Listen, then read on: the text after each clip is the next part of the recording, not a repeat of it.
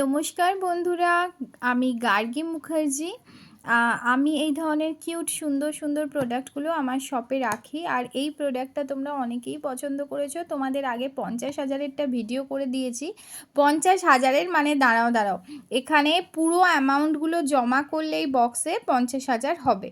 ঠিক আছে, এবার 20,000-এরটা দেখো কত কিউট। আমার 20,000-এরটা অনেক অনেক বেশি সেল হচ্ছে, কারণ সাধারণ মানুষ, মধ্যবিত্ত মানুষ, অতি মধ্যবিত্ত মানুষ এই অ্যামাউন্টটা জমাতে স্বচ্ছন্দ বোধ করবে।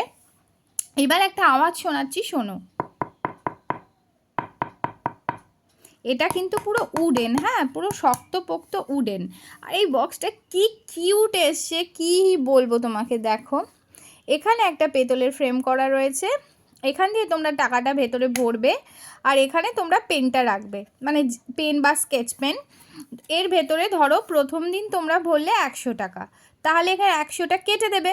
না হলে তো তোমার মনে থাকবে না, তুমি এই বক্সটায় কী কত টাকা ফেলেছো। 100টা তুমি কাট করে দেবে, মানে কেটে দেবে পেন দিয়ে। এত ডিটেলস বোঝাচ্ছি কেন কি এই জিনিসটা অনেকে বুঝতে পারছো না, সেই জন্য।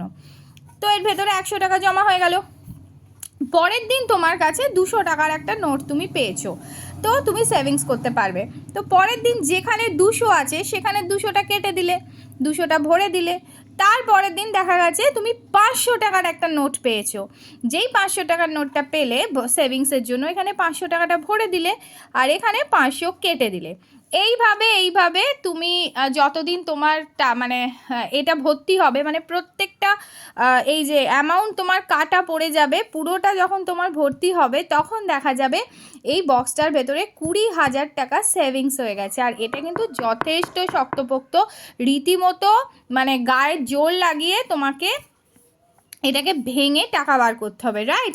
ভেঙে টাকা বার করার কিছু নেই, বিষয়টা হচ্ছে এই পার্টটা পুরো তুলে খুলে, এটাকে টেনে খুলে তুমি টাকাটা বার করবে। মানে এটা ধরো ভেঙেই বার করতে হবে।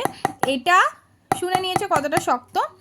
এবার বলি, কনসেপ্টটা হচ্ছে দিনের শেষে এনিহাউ সেভিংস করা। তোমরা অনেকে আমাকে জিজ্ঞেস করছো যে গার্গিদি এটা কি আর সেকেন্ড টাইম ইউজ করা যাবে না? দেখো, একটা জিনিস কিনে, মানে 480 টাকা দিয়ে একটা জিনিস কিনে তুমি বছরের পর বছর সেটাই ইউজ করবে, সেটা তো হয় না।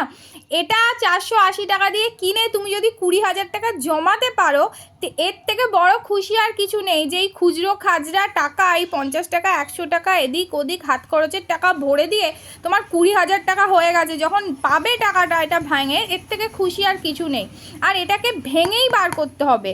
কেন কি কনসেপ্টটা এই জন্যই তৈরি হয়েছে। এটা যদি কোনো বক্স হতো যে আমি ঢাকনাটা খুলে ফেললাম, তাহলে মানুষের যে ধরনের মন, আমারই বলো, তোমারই বলো, সবারই বলো, আমাদের অল্প বিস্তর কিছু প্রয়োজন হলেই, হঠাৎ করে 200 টাকা প্রয়োজন হলো, এই বক্স খুলে বার করে নিলাম। তাহলে কি হলো, যে উদ্দেশ্যে এই বক্সটা করা, আলটিমেটলি সেভিংস, সেই উদ্দেশ্যটা কিন্তু সফল হবে না। সেই বাড়িতেই তো তুমি তোমার ব্যাগের টাকা রাখতে পারো, কিন্তু বাড়িতে টাকা ব্যাগে নিজের পার্সে রেখে রেখে আমরা কি এমনভাবে অ্যামাউন্ট জমাতে পারি? কখনোই পারি না। টাকা ভেঙে যায়, টাকা বার করে খরচা করে ফেলি। যাতে সেটা না করতে পারি, সেই জন্যেই এত শক্তপোক্ত উডেন বক্স করে এটা তৈরি হয়েছে। আর এখানে পুরো অ্যামাউন্টটা ভর্তি হলে তোমার 20,000 টাকা হয়ে যাবে। তখন তুমি বক্সটা রীতিমতন ভেঙে বার করবে তোমার টাকাটাকে। সেকেন্ড টাইম আবার আমাকে বলবে, আবার একটা নতুন কিনে নেবে। মাটির ভাঁড়ে যখন তুমি টাকা জমাও, নিশ্চয়ই মাটির ভাঁড়টা ভেঙে ফেলার পর আবার আশা রাখো না। এত আশা রাখাও মানুষের ভালো নয় যে ওই ভাঁড়টাকেই আমি আবার জোড়া দিয়ে আবার সেকেন্ড টাইম আবার জমাবো, এতটাও ঠিক না।